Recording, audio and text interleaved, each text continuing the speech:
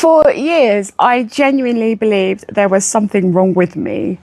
I could not get a handle on my emotions. I thought I was overly sensitive, that I was loud, that I wasn't good enough, and that I was just way too much. I honestly believed that if I could just make myself work harder, heal faster, understand more, then eventually I would become the person I was supposed to be. Perhaps you know how that feels too.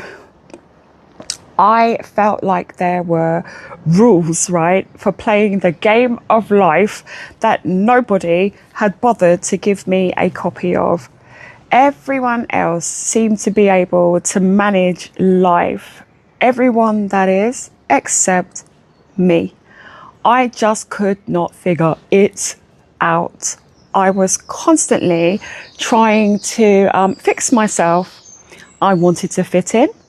I wanted desperately to belong. But every time I tried, I always seemed to fail. No matter what I did, I couldn't get it together. That's how I spent most of my life. Trying to be better, trying to make money, trying to be somebody. I was trying so hard to be enough. And one day, whilst walking home in the rain, I had tears streaming down my face. I was alone. I was depressed. And I realized that I just had enough. I was done being broke, and I was so done being broken. Something occurred to me that I had never thought of before. What if it wasn't me that was broken? What if what I was experiencing was in fact the thing that kept me stuck and going nowhere? How about if that wasn't actually me? It was a pattern of behavior that I had no clue about, that was running silently underneath. So what if perhaps my avoidant, compulsive and destructive behaviors weren't just reckless compulsions on my part? What if the things I hated about myself the most weren't actually reflections of my despicable character, or my ability to be an intelligent, kind, loving human being? What if the things that were sabotaging my life were in fact learned behaviors, patterns that could explain me? Perhaps my chronic anxiety, dissociation, and continuous internal discomfort were in fact adaptations.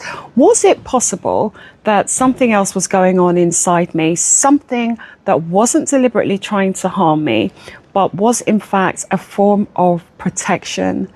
Something that once served a purpose, but was now restricting my personal growth and development. Because when I looked back honestly at my life, I started to see patterns forming everywhere. I had always been a people pleaser. I've been very honest about that. I never wanted to upset anyone because I was so scared of some drastic repercussion. Perfectionism is another thing that has dominated my life, because if I produce something, it has to be the best. There is no room for error. I will go over and over something. The idea that someone would look at a piece of work that I produce and think it's not good enough was unthinkable to me. And the truth is, I never stopped thinking. My mind was a constant hive of activity, trying to cover and calculate every possible outcome and perspective. And of course, I never needed anybody. I could do everything myself.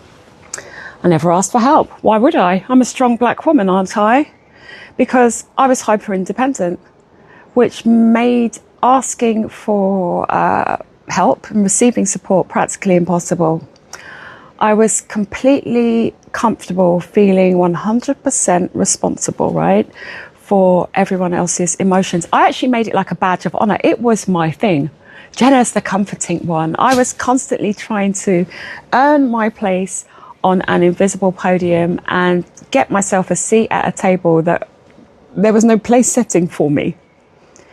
I thought being all of those things was my personality. I thought those traits were me, but they were not. They never were. And this is where the devastating reality really kicks in. I wasn't useless. I wasn't a failure. I wasn't a people pleaser or a perfectionist. I wasn't alone. I definitely wasn't the strong one. I wasn't any of the labels I was wearing.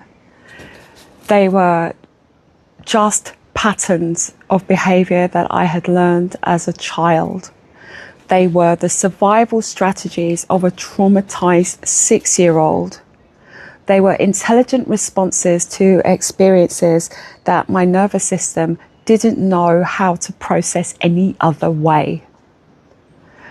A child who learns that their feelings aren't safe becomes hypervigilant as a result.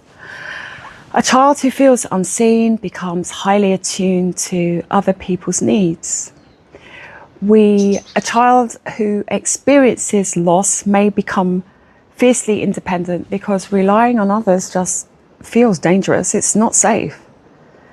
So these weren't defects on my part. They are adaptations.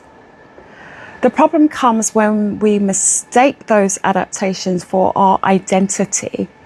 When we say, this is just who I am. No, that's not true. This is who you had to become, and there is a difference.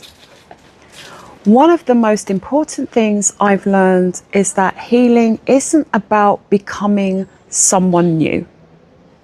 It's about recognizing what belongs to you and what belongs to the pattern your subconscious mind learned to keep you safe.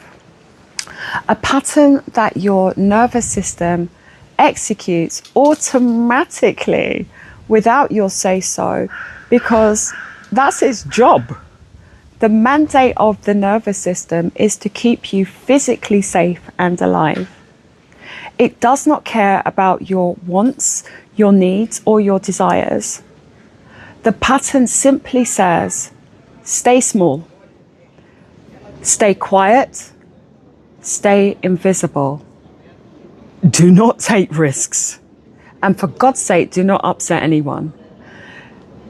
And you don't need anything. The real you,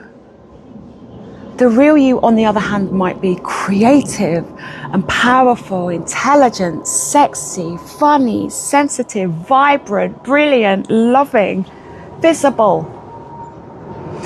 But those qualities often get buried underneath years of exhausting adaptations.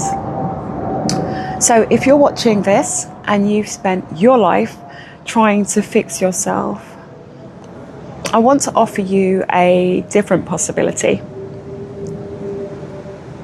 Maybe you are not broken. Maybe you have been responding exactly as someone who went through what you went through would. Maybe the question isn't, what's wrong with me? Maybe the question is, what happened to me that taught me I had to become this version of myself? Different question. Because when we ask that particular question, something changes.